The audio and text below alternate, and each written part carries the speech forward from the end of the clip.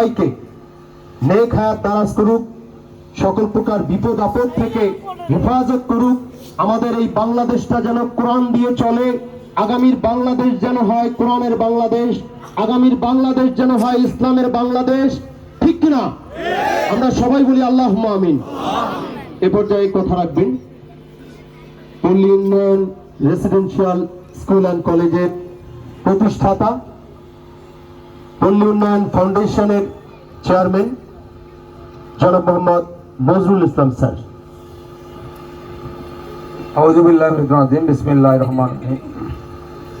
পল্লী উন্নয়ন residential school and college Chaumoni বাজার শাখা কর্তৃক আয়োজিত আজ এই মনজ্ঞ সাংস্কৃতিক অনুষ্ঠানের সম্মানিত সভাপতি, সম্মানিত প্রধান অতিথি, বিশেষ অতিথি, সম্মানিত সাংবাদিকবৃন্দ, সম্মানিত শিল্পী গোষ্ঠীবৃন্দ, সম্মানিত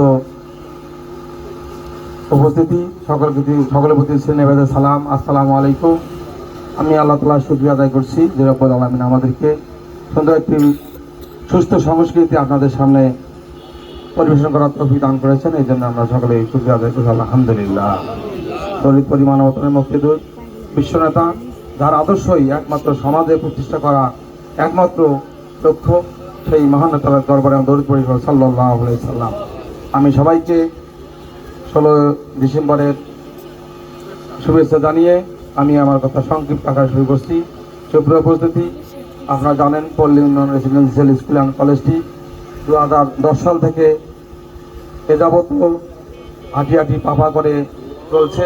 আপনাদের সকলের সহযোগিতা, সকলের পরামর্শ এবং সকলের ঐকান্তিক সহযোগিতায় আমরা পল্লী উন্নয়ন থেকে শুরু করে চর বাগুয়া মডেল স্কুল, চর গুজিমারি স্কুল, সানফরোয়া মডেল স্কুল, আল ফালাহ রেসিডেন্সিয়াল ক্যাডেট মাদ্রাসা এবং পল্লী উন্নয়ন রেসিডেন্সিয়াল স্কুল অ্যান্ড কলেজের দ্বিতীয় শাখা অনন্তবাজারে আমরা প্রতিষ্ঠা করেছি। সুপ্রিয় উপস্থিতি, আমার স্বপ্ন ব্যারিস্টার মাহবুবুল আলম সালেহী যে স্বপ্ন লালন করেন, তার স্বপ্নের সঙ্গে, তার আন্তরিকতার সঙ্গে, তার পরিকল্পনার সঙ্গে আমার অনেকটা মিল রয়েছে। আপনারা সকলেই সহযোগিতা করবেন।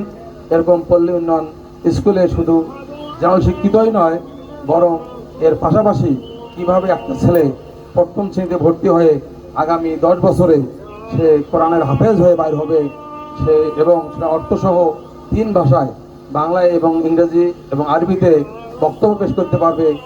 এই কার্যক্রম আমরা গত বছর থেকে শুরু করেছি, ইনশাল্লাহ আমাদের অব্যাহত থাকবে। আমি আশা করব আপনাদের সকলের সহযোগিতা এবং সকলেই অন্তত একটি করে বাচ্চা দিয়ে আমাকে সহযোগিতা করবেন, এই আশা ব্যক্ত করে আপনাদের সকলের সুস্বাস্থ্য এবং কল্যাণ কামনা করে আমি আমার সংক্ষিপ্ত শেষ করছি। আসসালামু আলাইকুম ওয়া রাহমাতুল্লাহি ওয়া বারাকাতুহু।